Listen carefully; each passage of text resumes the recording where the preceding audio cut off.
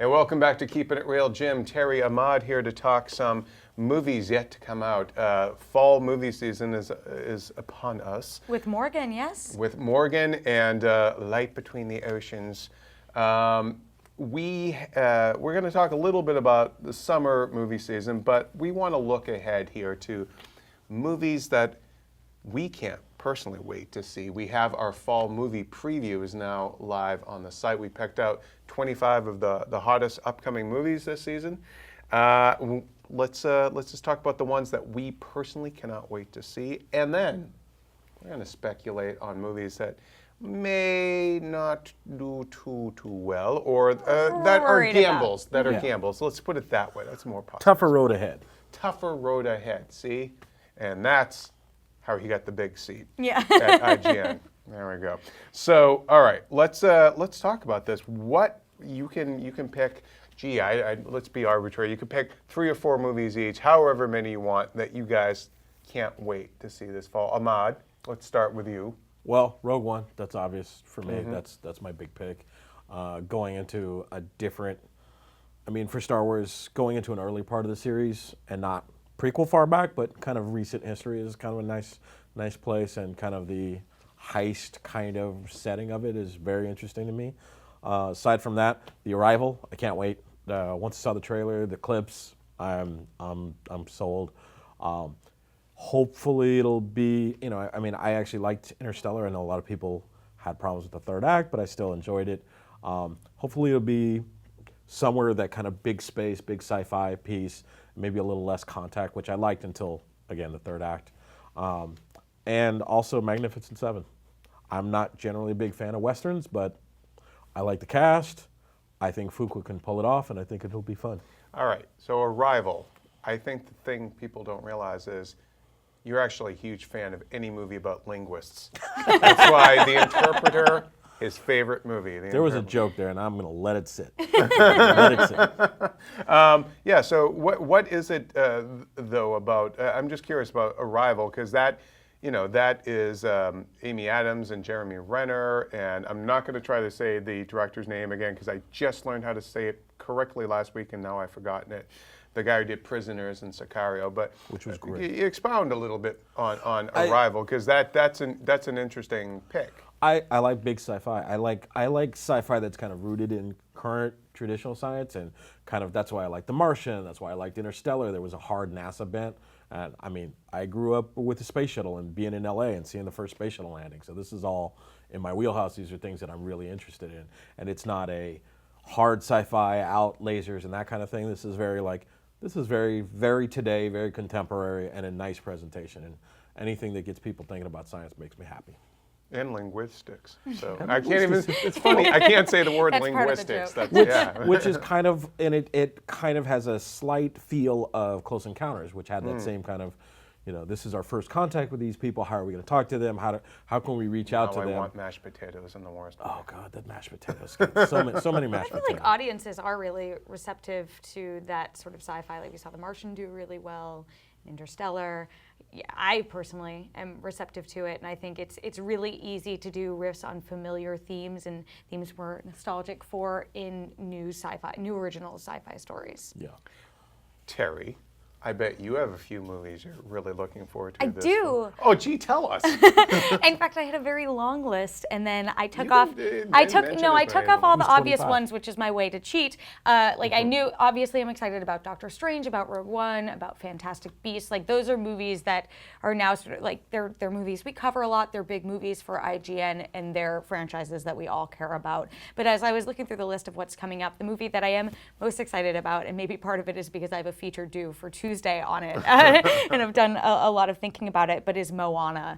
It's coming from some of my favorite Disney directors, the guys behind Aladdin, The Little Mermaid, Hercules, which I think is very underrated. Yes. And it has stellar voice cast. Dwayne Johnson is the Polynesian god Maui in it, which seems really fun. But then also there's this new girl, Ali'i, who is voicing Moana in it. She's like a kick-butt heroine, and she's going on this big adventure, and and the art looks amazing.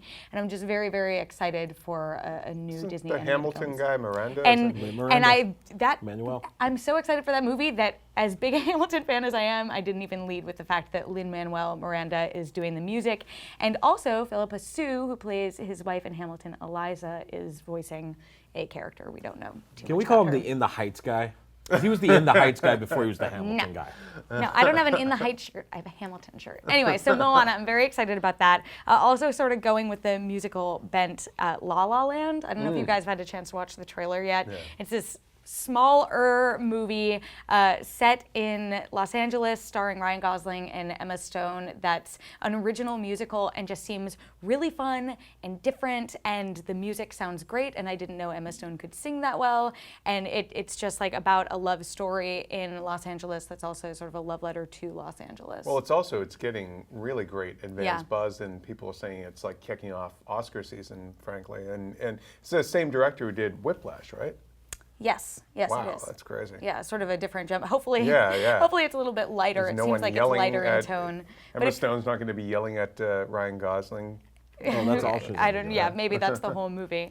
And as someone who didn't grow up in Los Angeles, but who's now lived here for over half a decade, I find myself endeared to different shows and movies that portray a city that I live in, because it's the same way that I do about Boston films, Spotlight and Gone Baby Gone, and seeing your home. We could do a whole podcast on that. But anyway, so that's why La La Land is sort of clicking for me, and I don't know, that might be a trailer that some of our listeners, viewers have not watched, so I would recommend checking it out. Hopefully it's filmed here. They went to Toronto. Yeah, in Vancouver. And last but not least, Assassin's Creed. I was more excited going into this year of big video game movies about this than Warcraft. Warcraft trailers weren't doing it for me. I know Or people anyone. were excited. Yeah, I ended up not really doing it for anyone except China. But yeah, I'm really intrigued about Assassin's Creed. I think it's the closest we've come. We've talked about this before, but the closest we've come to make or breaking video game adaptations, and the closest we've come to actually getting one right, hopefully. So that's what I'm really excited about it now. If we get closer and the buzz is terrible and suddenly that enthusiasm wanes, forgive me. But for now, I'm really hoping that it's as good as we all want it to be. I am going to mention an obvious one, Doctor Strange. He's one of my favorite Marvel characters. It was just, to me, it's just, I can't believe that they finally made this movie. One of my first ever set visits was for Thor 1. And Kevin Feige was on set talking about how much he loves Doctor Strange, that that's the one he really wants to make one day. And like, we have to make sure Avengers works so that we can get to that point. And here we are, 8 years later, I guess. And wow. 8 years later, and Doctor Strange is coming out, and I'm the first one to ever talk to Benedict Cumberbatch about it. It's true, and he remembers. He remembers you as He that remembers. guy who talked to you about Doctor Strange. It's on video, people. It's It's on funny video. that we're getting a Doctor Strange movie and a Defenders TV show, but he's not in the Defenders TV show. Right? That's old school reference. See, Ahmad and I grew up at a time when the Defenders was what? Silver Surfer, Doctor Strange, Hulk, Sometimes Hulk, yeah. and then Namor sometimes, right? Sometimes Namor, sometimes Nightwing, I think, a couple of times, and Hellcat. Oh yeah, Hellcat. So yeah, Doctor Patty. Strange, I really can't wait to Patsy. see, because I think it's going to be. I wasn't completely sold on some of the footage I saw at Comic-Con, so I wasn't expecting that reaction. I thought it would be a slam dunk for me. So now I'm more curious about the film, because I'm like, I feel more invested in it. I'm like, was I just taking this for granted that, this could Sometimes work? you're too close to it. Yeah. So I really do. I'm curious. I'm not nuts about the American accent Benedict is using, but I still can't wait to see it. And the Inception-y look of the kind of first. Yeah. Oh yeah. First look we Visually, saw. it looks really interesting. Now, this next pick is probably going to be a surprise to some folks, but Birth of a Nation. I really, really want to see this movie. We're not going to go down this rabbit hole too much, but Nate Parker has had a lot of controversy of late, and there's definitely Understatement. there's a lot to talk about there. but I do think that this movie is. I'm a big history buff, first of all. So any historical film, especially of like a story Turner. that hasn't been really told, And this was a project that, even though there's the famous book about Nat Turner that was written in the '60s, and it's very controversial now. But they've been trying to make a movie about Nat Turner for like 40 years. Yeah. So I really want to see it. I think it's just one of those times of a movie coming out at the most probably right time for a movie like that. So I'm curious about that. I hope it works. Yeah, I was on the but I fence certainly about- have, my feelings about him are certainly different now than they were 4 weeks ago. But Yeah, then the enthusiasm for that movie, I think, with even people who are like myself, were really excited to see it. It's just like, Yeah, I've been on the fence about it, and I think, again, it's a conversation for another time and maybe even another place, but it is sort of a unique moral quandary, right? Because there's so much buzz about that movie, and it does seem like it's the right movie for the right time, but then you have everything going on in Nate Parker's life and everything that's coming out about him, and for a movie that's so much his vision, like he wrote it, he directed it, he's starring there's no in it. getting around the Nate Parker of this is his baby. And I just like the last time a Polanski movie came out. Yeah, and that trailer, that is the best trailer I've seen for a Yeah. film in recent memory. Like, it's just phenomenal, and it sells it so well, and especially given our current political landscape. But I'm excited for it, and I hope it's really great. But it does put people in a really sort of unique predicament where can you support a film from a person you might not necessarily support. Yeah, and I mean, look, this isn't exactly an issue that, like you mentioned Polanski, it's happened there. Jeepers Mel Creepers. Gibson Cosby, stuff. Woody Cosby, Allen. yeah, Woody Allen. So it's yet another dilemma. Dilemma. That's my Boston accent coming out there. We add R's where it's an open vowel and drop R's where they're supposed to be. But it's yet another quandary for both critics and viewers of like trying to separate the art from the artist. You can, and it's to each to each person you need to find where you fall on that amongst yourself. I don't think there's a right or wrong answer, but I think it But I definitely, I'm it's going to caused see that interesting movie. conversations. It's Yeah. like I'm definitely going to go see that movie. I am going to say Rogue One just because. What? Again, After I everything.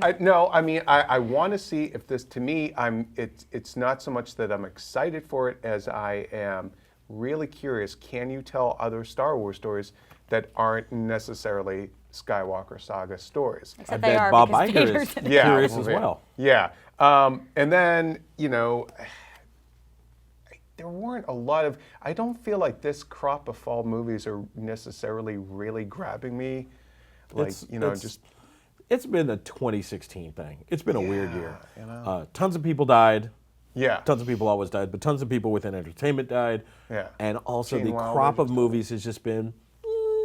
Yeah, like just looking ahead at like some of the ones coming up, like Sully, like I'm curious about it. I'll see it, but it's like I kind of feel like I know that story, and like You feel like maybe you've seen it already. Yeah. Even though I still want to see it. Listen, this time last year, I could not keep my stuff together over The Force Awakens. Yeah. And I don't feel like there's a movie this year that I'm just that there's excited nothing about. really like Magnificent Seven though. I am curious about that one just because I love that cast and I love westerns, so it's like I'm in. And for people who are grousing that they're remaking Magnificent Seven, It's a remake. it's a remake, and you know what? Even if the remake is bad. Magnificent Seven ruined Magnificent Seven by making like 4 or 5 sequels And there was a that were TV not show. good. Yeah, there was. I definitely a TV. watched the TV show. Yeah. Hey, if it sends people back to Seven Samurai, it's a good thing. Exactly. Yeah, like so. So I'm curious about that one, and I think there's another one, Passengers, which is it's Jennifer Lawrence and Chris Pratt, and it's an original concept science fiction movie. There's not been a trailer for it yet, and there's only been a few images, but the concept is basically people on like a sleeper ship, and 2 of them wake up Early. and I think one of them may have been woken up against their will, or something like that, and then they find themselves in sort of a moral quandary. The concept is take America's girlfriend and America's boyfriend and put them in a movie and see if Shoot them into space, yes. and see if movie stardom really sells at the box Yeah, office. and so See if that those one sparks is will make a fire. Yeah. Well, I'm curious about that one because it's an expensive movie with, two of America's like favorite actors right now. You know, will it be another? Well, even The Martian was based on a book, but will it be another Martian, like a end of the year science fiction big hit, or is it going to be too quirky? Like, I'm really curious. But that's the thing. We don't know the tone. We don't. There's know. no trailer yet. I Yeah. mean, and it Trailer comes would be out in nice. December. But I suppose maybe they're holding fire until like one of their bigger releases. But Or finishing effects. yeah. All right. So we want to hear what movies you guys can't wait to see this fall. You can leave a comment below, or you can shoot us a line at keepitreal@ign.com. Let's talk about big gambles, because I've been wanting to go to Vegas lately. And no, that's for real. I really want to go to Vegas. I haven't been there for a while. But there are a lot of movies coming out this fall that some of which were on, I believe, we did at the beginning of the year, 2016 biggest gambles. And one of them was Assassin's Creed. That's mine too. So let's talk about, look, Assassin's Creed is, and we've talked about this before, but it is a huge gamble, and I'm still not convinced that as cool as that footage has been, it's opening up the same time as Rogue One. It's opening up against Star Wars. So they must be very confident in it, but Yeah, what do you I guys think that more so than Warcraft, the fate of all video game adaptations hang on Assassin's Creed's shoulders, because if this movie that has these great trailers, that seems to get it, that has Michael frickin' Fassbender, cannot make it work, cannot get it right, then you have to go back to the drawing board. And I feel like so many other video game adaptations were greenlit or discussed. Uncharted. Like Uncharted. Well, not even that, but like because Uncharted's been discussed forever. But Splinter Cell and Tomb Raider and all these other ones have been. All the Ubisoft? Yeah, Ubisoft Studios is like really putting a lot of hope on Assassin's Creed doing well, and they want to adapt Deus Ex, a lot of other games, but they've been happening after the Assassin's Creed movie was announced, seemingly thinking that it's because this movie is going to get it right. Yeah. If it doesn't, then I imagine a lot of those getting scrapped or rethought, and it's a lot of pressure to put on one Ubisoft. film. It has to be Ubisoft's Iron Man, the one that launches this larger cinematic universe. If you will. Not that those movies would necessarily cross over, although I thought there was some report recently that at least some of the Ubisoft titles they might try to, I don't know. They have The Division in the works too, with Jake Gyllenhaal and Jessica Chastain. But, yeah. Which is one of those movies where you can put out and the general audience doesn't even need to know it's a video game movie. Right, it's a Tom Clancy story anyway. Yeah, it's exactly. Yeah. People will see that. All right, so. Did you also have Assassin's Creed on yours for gambles? I have Assassin's Creed next to two big question marks. So I think that's probably the biggest one. Well, I think there's question marks, and there's also which ones there'll be a struggle with as well, Yeah. which is slightly different. Right. So do you have any that you think, because I have several, should I just continue? Well, Eric Goldman, who is not on the show right now because we don't have enough chairs, but is sitting upstairs, would like everyone to know that he thinks that Fantastic Beasts not only is a movie that he's most excited for, but is one that he thinks is going to make a crap ton of money. Really? I put Fantastic Beasts on movies that I think could be a gamble, but Mine too. Struggle. oh, well, there you go. My thoughts on this are, yes, it could be a huge success, and it actually could be a success in a way the Harry Potter movies weren't, which is there was so much excitement and fandom around those movies that they had huge opening weekends, and everyone who was going to see it saw it pretty much in that first week and then didn't have a lot of staying power, especially with these all being stories that you already know how they go, so it's not like the more you see it, the more you can sort of glean new information from it. I think with Fantastic Beasts, the fact that people don't really know what to expect, if it's good, and it does have to be good, it could be something that doesn't have a Harry Potter size opening weekend, but does have staying power, right? And more people come back and it's word of mouth and people are like, oh, this is a Harry Potter movie and I care, and it's a reason to be excited about returning to that world. But the reason why it's a gamble is because we don't know the story. J.K. Rowling is a very, very talented writer, and I view her as a goddess among humans, but there is a chance that the story might not be great, and if it's not good enough, then I could see it just sort of not having a huge opening weekend, not gaining that momentum, and not having a Harry Potter size opening, which I think is, or box office run, which I think is what Warner Brothers is really counting on. I'm sorry. I was going to say, I don't think the expectation for it should be for it to have a Harry Potter size thing, because it doesn't have the fandom around it. It doesn't have that people talking, oh, Fantastic Beasts, but I mean, we're not. I don't know. Are you guys seeing these conversations happening? Because I'm not seeing those conversations. I am, but I'm seeing them. In the same type of volume. I'm seeing them from the sites that really championed Harry Potter and have big Harry Potter fan bases, because I think people want to talk about them. But I think that the volume of traffic they must be getting, but also the quality of the content is probably a lot reduced from Harry Potter. Do people, the general audiences, do they understand that Fantastic Beasts is the Harry Potter universe? Because that music cue, I mean, not everybody knows that's the Harry Potter music, you know? Everyone knows the Harry Potter music. I think so. Maybe I'm because biased. I feel like it's kind of like, it's almost like a keyword thing or SEO kind of thing of like, Fantastic Beasts doesn't click as well as like Harry Potter, just like Rogue One doesn't click as well as Star Wars, you know?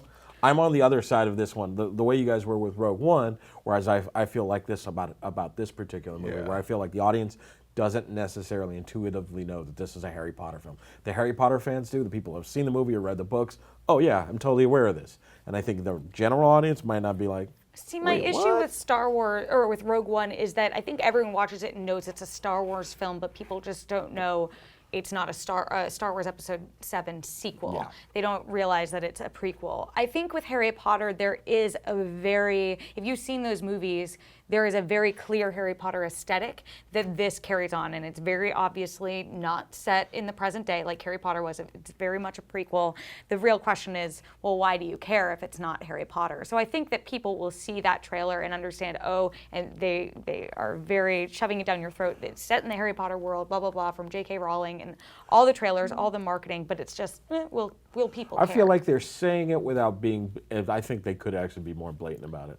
I think they're saying J.K. Rowling's, but they're not like, oh, this is another thing. Well, it says welcomes you back to the Wizarding World. But here's the thing, like I'm curious, Wizarding World, like they really need to, I feel like they need to better educate the general population. Like we live in a geek bubble, so we know these words and we get it, but like, I don't know. I guess I disagree because most people know theme parks in this country, and there's the Wizarding World of Harry Potter at Universal theme parks. I think that two locations in the country, though.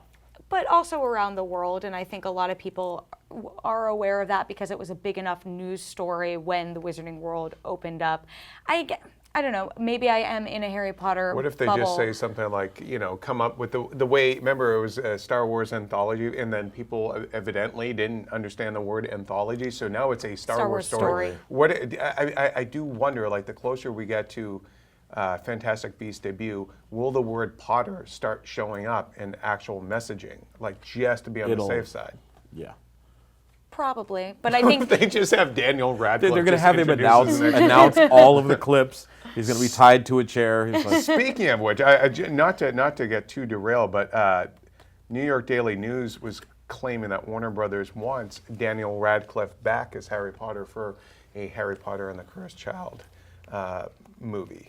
I think that someone has had a conversation somewhere in Warner Brothers that said, hey, we should do a Cursed Child movie. And someone else probably said back, hey, we should make that a trilogy. And then a third person probably said, we should see if Daniel Radcliffe will do it. And that's probably got reported in the New York Daily News. I don't think that those things will happen. And even if they do a Cursed Child movie, I don't see Daniel Radcliffe returning to it. I heard him on the radio. He was on Sway's show recently, like a week ago.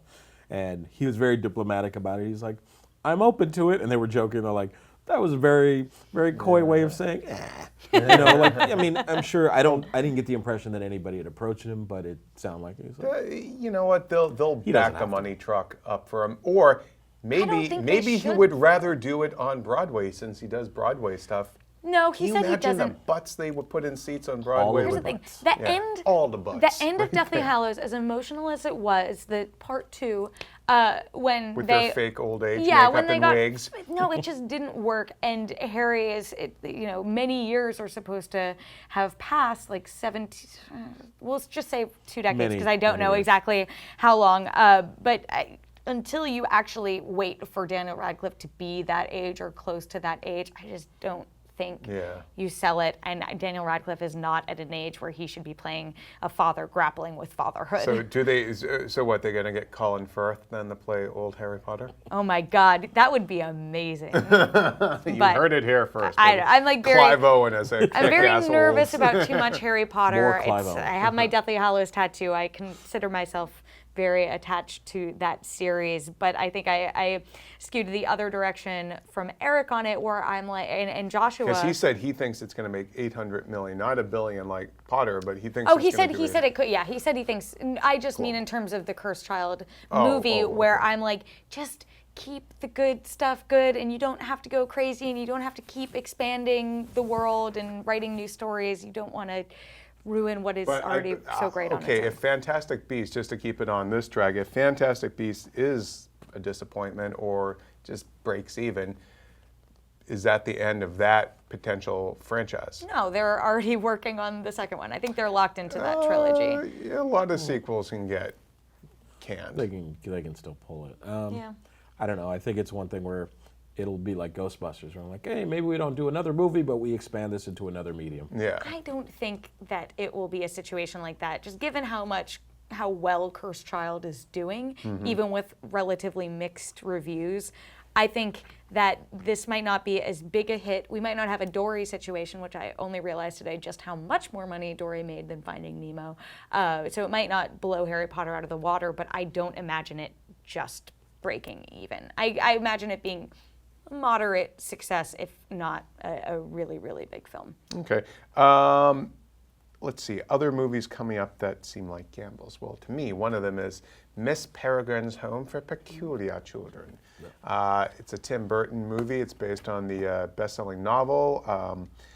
I don't know. I really feel like this one is kind of DOA. I think there's something about it looks the same as so many. I feel like I've Lemony seen that Snicket's. movie already. It's like X-Men or it's like a weird mix of like Harry Potter and X-Men, and I feel like haven't we basically gotten this story already, in different movies? Oh, I think it's going to come to look and appeal, and I think, people will figure out really quickly if this is something I'm really interested in or not, and I don't have super high expectations. It's a movie that I keep forgetting is coming out, which is not a great sign, but I also feel like if it is incredible, like Frankenweenie, then people will That was come a to bomb, it. though. I know it was. Sucks. Because Yeah, it that's was true. great. So that was a bad example. So, but I think people might get more excited about it if there's a lot of positive buzz that comes out, and but I agree with you. It looks fine, but it looks really familiar, and they're leaning. The CinemaCon trailer that we saw of it together leaned so much on Tim Burton's legacy. Like the legacy sizzle part of it was longer than the actual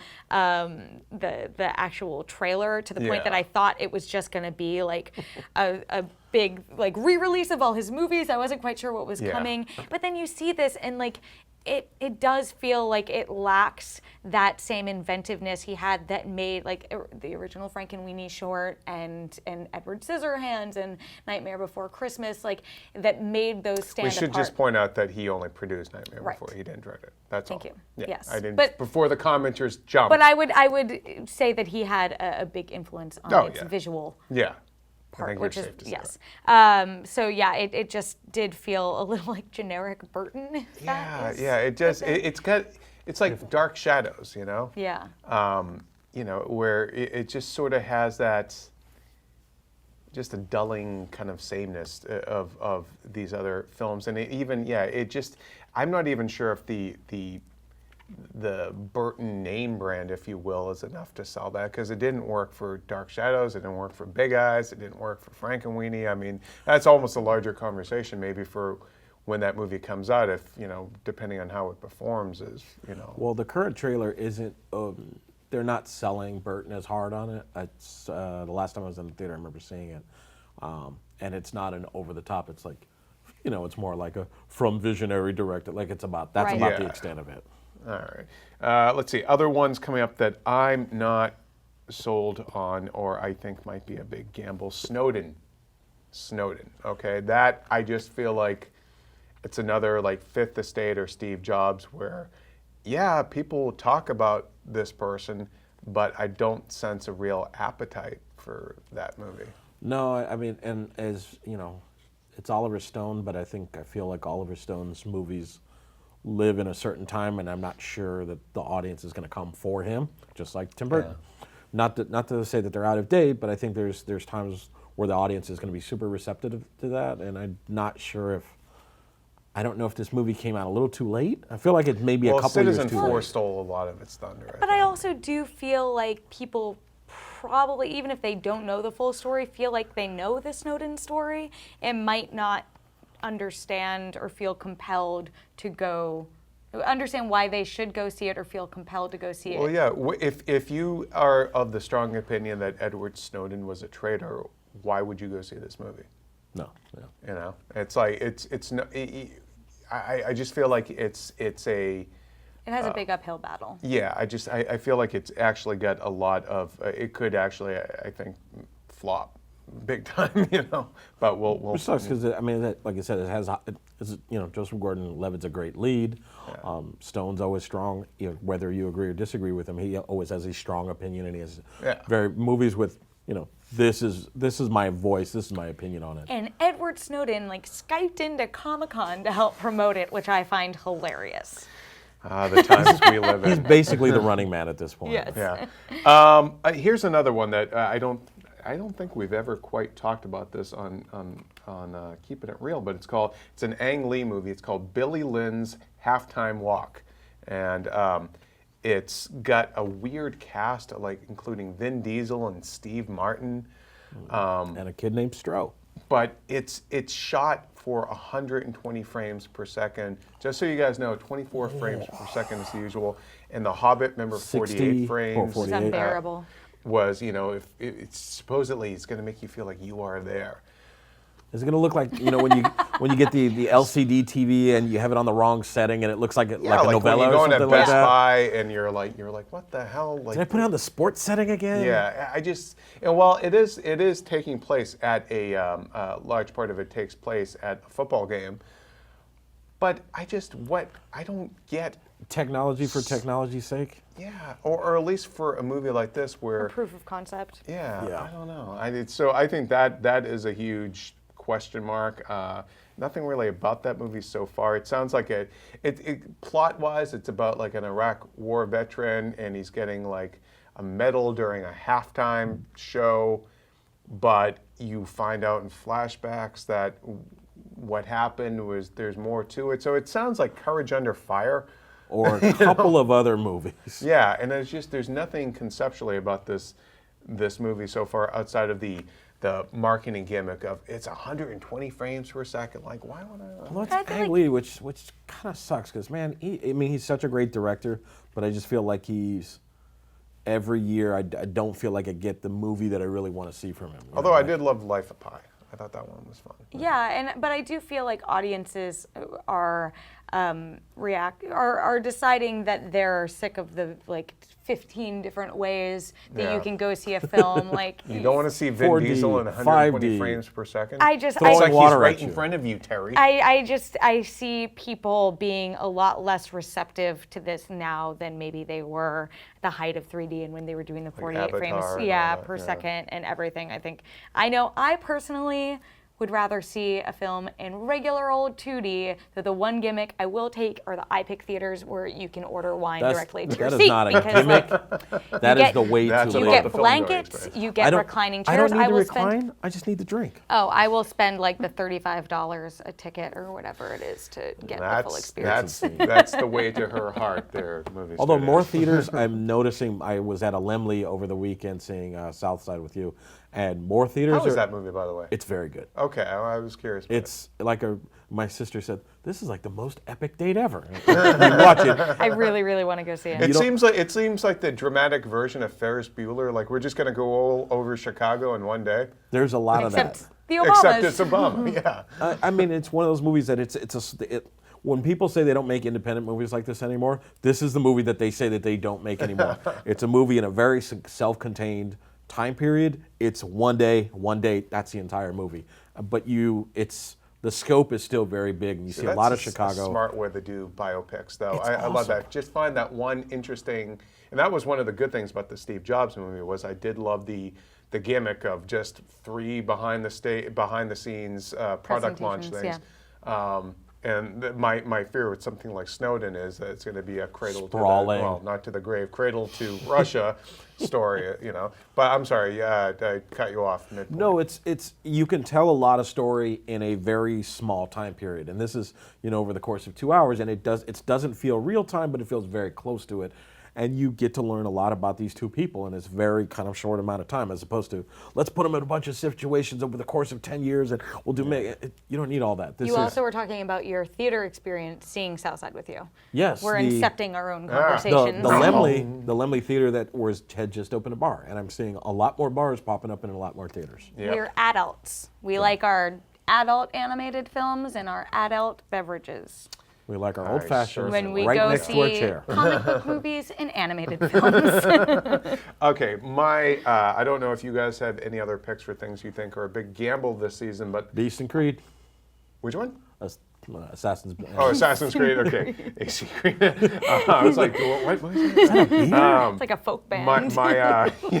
They're opening for Kings of Leon or Mumford and Sons. The last one I have is A Monster Calls. And it's basically the reason why it made my list is it seems like the BFG, but with Liam Neeson. And the BFG just flopped big And time. Liam And that Neeson had is supposed to be beating up bad guys. Well, I think he said he's Groot, trying to get out of action films. I think Yeah. he's trying to go back to his. I mean, he's an actor. He's Yeah.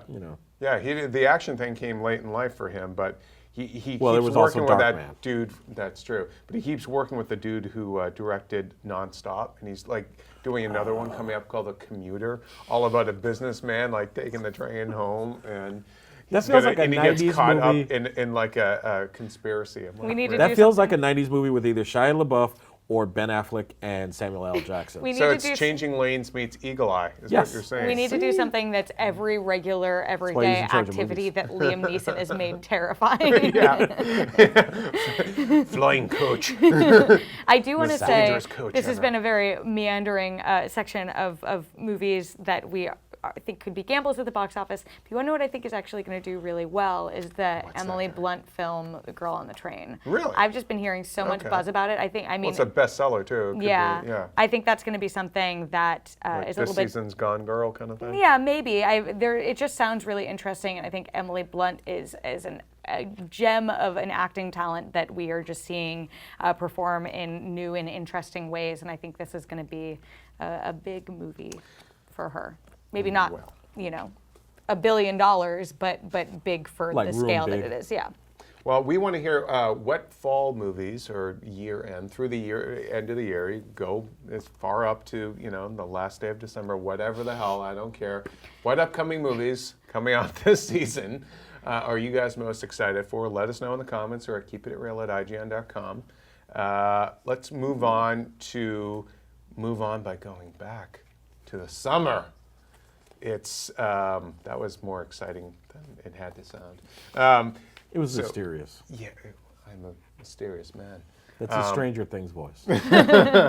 So the top 10 box office hits of summer 2016 were domestically Finding Dory, number 1, with $479.7 million. Captain America Civil War, $407.8 million. The Secret Life of Pets, $353.7 million. Suicide Squad, $284.1 million. X-Men Apocalypse, $155.4 million. Star Trek Beyond, $151.1 million. Jason Bourne, 149.7 million. Central Intelligence, 127.4 million. Legend of Tarzan, 125.9 million. And Ghostbusters with 125 million. We should say, though, even if you made the top 10, you're still, technically, some of you guys are still losers because you're not turning a product like Ghostbusters. I mean, that is a sad sign of the summer blockbuster, right? Yep. Well, even just the gaps in some of those numbers, I was actually surprised that X-Men was that high on that list, because I mean, it wasn't. There's no movie that just like Dory, made maybe. between like Except Dory. 155 and 200 million. It was like you either hit your break-even point or whatever. I mean, I think Dory was the biggest and only like runaway hit. Well, Civil War did really well, but like on par with what is expected. I think Dory just doing like so well and so well it globally. made Especially because of the distance between the last film and this film. Right. That's always a gamble. Globally too, like Finding Dory, Civil War is the #1 movie globally with 1.2 billion roughly. Dory had 931 million, and it's largely the same movies are on the global box office top 10 for the summer, except for Warcraft with 433.5 million. Thanks, China. League of Legends is huge in China. And then It's the same zip code. Independence Day Resurgence overseas with global cume of 383 million. So. I mean, there's like very obvious trend in the domestic box office, which has been said before, and there was a great Forbes piece breaking it down in the past week, but it's all animated animals and comic book adaptations. Yeah. Like, it really doesn't diverge from that, which is a little disheartening. The fact that we had a superhero film and a Bourne film in the same year, and the Bourne film was outpaced by the superhero film. I mean, it doesn't look like it's got legs. They put Matt Damon back in the movie. It just shows that really for this kind of time, that the superhero films are the action movies of this era.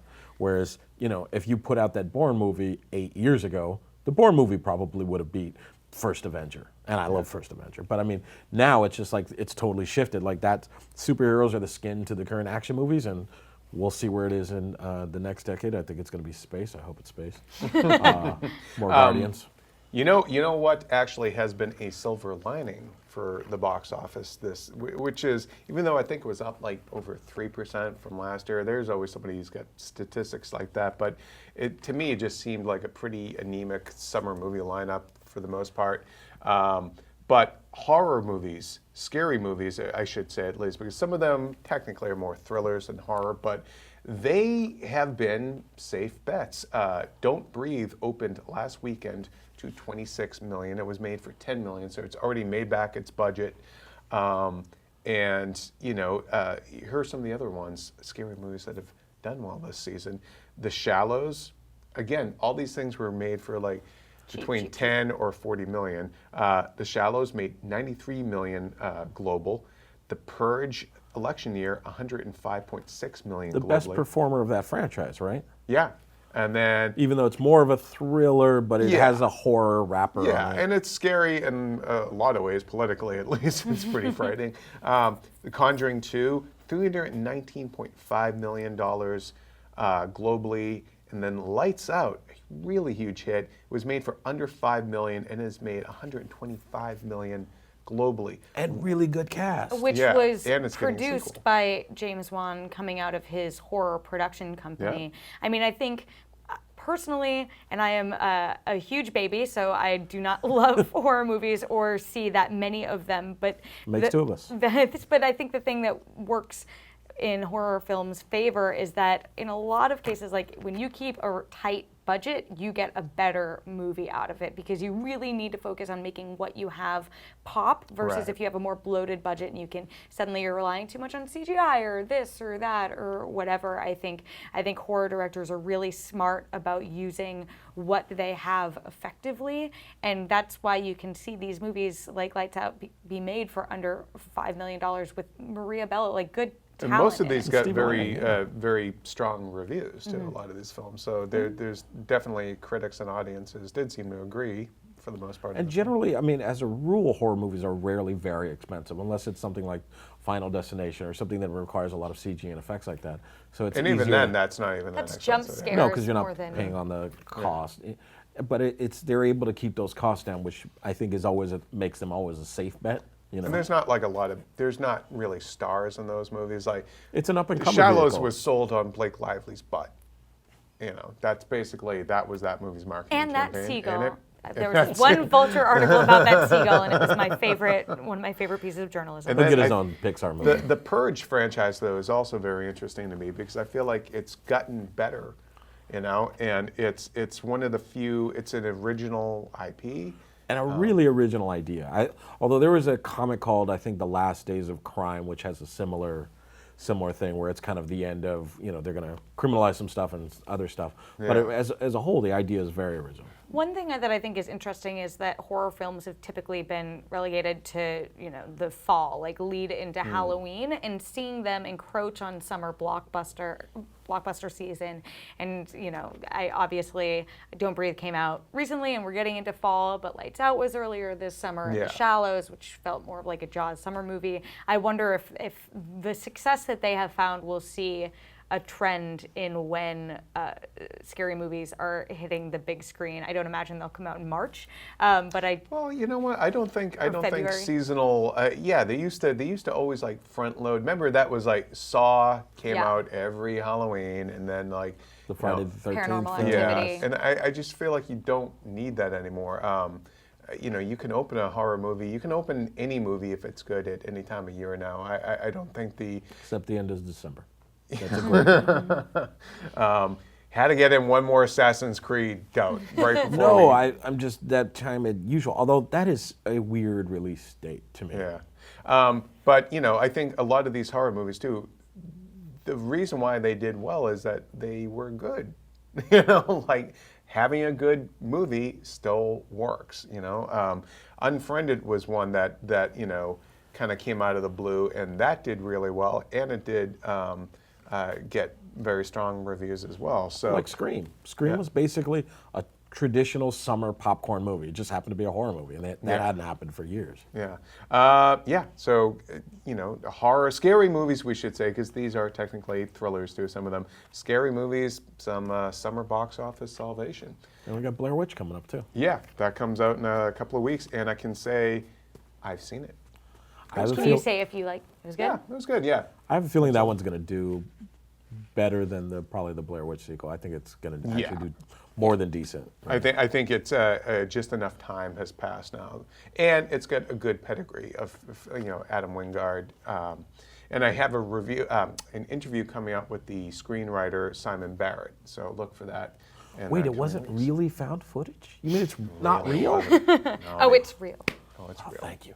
All right, so I just want to throw out a news thing that kind of happened this week. Now, Ahmad and I talked about this in a conversation earlier, but what the hell? Let's talk about it again. So we kicked the week off with Ben Affleck revealing a Deathstroke piece of footage. Terry, what's up with that? What the hell do you think that all means? Well, I'd guess that means that we're getting Deathstroke at some point in the DCEU. Sounds about right. Pretty Speculation safe. is he'll be the main villain in the Batman solo standalone movie, Batman movie, which I think is really interesting. I mean, I cover and really enjoy the DC CW universe, and Arrow did Deathstroke in like a really fun, compelling way. I'm not really familiar with the character in the comics, Ahmad. I know that you are very familiar with the character in the comics, but Deathstroke is a really compelling character, and I know they did him in a different sort of way on Arrow, which is really all I have to go on. But he's a really strong character, and as Joshua pointed out on Twitter, he is basically what Deadpool was satirizing, Yep. which is sort of fun. But yeah, I think it's an interesting pick, and when you already had Joker in this movie, but you want to, or in this franchise, but you want to stick with a more grounded DC villain, I think that Deathstroke is a really good person to go And with. it's one we haven't had in a movie before. Ever. You know, we've only had him on the small screen. So yeah. And wasn't he rumored for Suicide Squad originally? Yeah, he was. Joe Manganiello was supposed to play him. That was the rumor, anyways. But I don't know. I don't know who you would. I think maybe Stephen Lang for Slade Wilson. I don't if think he doesn't he's. Put play Stephen Lang in everything. Well, I was going to say I don't think Star he's. of Don't Breathe, he's #1 movie in America. like tall enough. Because I True. imagine Deathstroke, but then again, I don't think I don't know how tall Manu Bennett is. but I don't Deathstroke, think he was that if you look at the way the character was designed by George Perez, he is very much a Captain America archetype. He's very much a super soldier. He even had similar chainmail. And he's been enhanced too, so does height matter at that point? If he's kind of an enhanced being. You know. And it'd be kind of funny to see because Ben Affleck is what, 6'3", and then he puts on the boots dude. and he's like 6'6". So like it'd be kind of funny to see a smaller guy kick the crap out of him. So do you Like imagine they would go for not calling Stephen Lang old, but that they would be going for an older person to play Deathstroke? The character in the comics is supposed to be, he's like a Nick Fury. He's supposed to be what appears to be like in his 60s, late 50s, early 60s. So he's an older guy. He has an enhanced body because of a variation of the super serum or infinity formula type of thing. So going with an older character, I mean, but this Hollywood, they're probably going to go with somebody who's 38. Yeah. And then age him like they did with Ben Affleck, where I love that when I don't think that gray's fake. You know, on Ben Affleck. Yeah, I don't think so. Oh, he's wearing a wig as Bruce Wayne. Oh, really? Yeah. But I've seen other pictures of him No, out he's and gray about. for real too. Yeah. But like in the movie, that's Bruce Wayne wig. I have a feeling that Ben Affleck is holding the reins really tight on this movie. And he has proven himself time and again as a director. Argo is fantastic. So if they're going with Deathstroke, obviously he was teasing it. It's not confirmed that it's reported, but not confirmed that he is in that movie. But anyway, I think that if that's what he's leaning toward, and if he's already hyping that, then I think whatever he's going to do with Deathstroke is going to be a good idea. I have a casting idea. John Hamm as Slade Wilson. He worked with Affleck, directed him in The Town. Yeah. Just throwing that out there, people. And just to throw this out, do you think there's any chance that Deathstroke is actually going to be in Justice League? My theory that I floated on Twitter, and I think maybe I mentioned it in our conversation too, is that I could see him maybe being introduced, like just played by stuntman. He doesn't take off the mask, so you don't have to cast like whoever you're going to get eventually for it. He breaks Lex Luthor out of jail. And so he's introduced maybe that way, but you know, I don't know. I mean, I feel like there are opportunities to execute it maybe a little bit more effectively because they have been the point of some ribbing, but to Some of it right here in this program. to introduce, have like a wall of known supervillains and have that be an Easter egg, right? Like they did in BVS, they had the email files. That's what I mean, like the ribbing. But that's the Justice League characters. Amanda Waller showing Bruce Wayne all the various metahumans at the end of Suicide Squad. I think there's a way to have some Easter eggs in Justice League that, again, like either, in the Batcave up on the computer monitor, you have some other characters who will be introduced later, or you have a board of other known supervillains or people who's tracked down, or something that can be a tease of what's to come without going the whole way as to introduce a character physically. Okay. Well, we're curious your thoughts on Deathstroke and all that. Let us know at keepititreal@ign.com or in the comments below. One last thing I want to talk about is just, to me, it's a head scratcher. And it's been confirmed via casting that Transformers The Last Knight has King Arthur in it. The guy who played King Arthur, exactly. The guy who played King Arthur on Once Upon a Time, I forget his name, but he's playing King Arthur in the movie. And that it's going to have like Merlin in there and stuff. Like, what the hell? Listen, if you're going to go for it, why?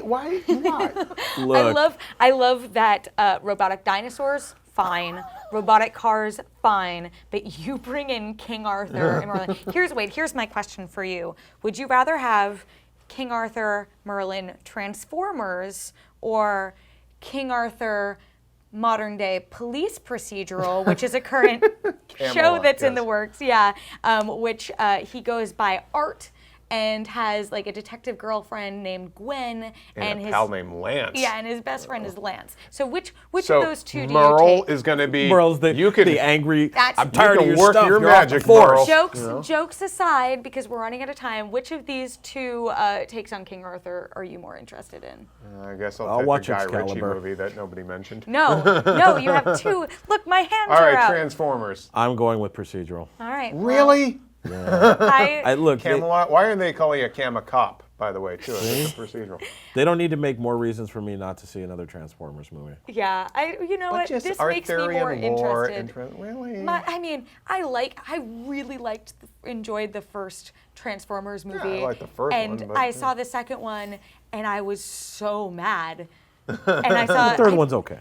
I don't even think I saw the third one because the second one made me so mad on so many levels. I walked out of that movie like actually angry because of how bad it was. That's how I felt about the last one. So I think enough time has passed for me. Like I have no desire to go back and watch the ones in between. But if you're going to go as weird as to put King Arthur in your movie, then you know what? Power to you, Michael. Bay. I want to hear what you guys think in terms of how the hell do you work King Arthur into Also make the Transformers? Terri Excalibur choice. is made out of the Allspark. Oh, crap. Spoiler. Wow. Did you write that movie, Ahmad? Maybe. Well, we want to hear what you guys think. I think that's going to do it, though, for this week's show. Again, send us your thoughts at keepitreal@ign.com. Follow us on Twitter at Ahmad Childress, at Terri_Schwartz, at Jim Vejvoda. For all things movies, DC, Marvel, King Arthur, and Transformers, keep it here on IGN.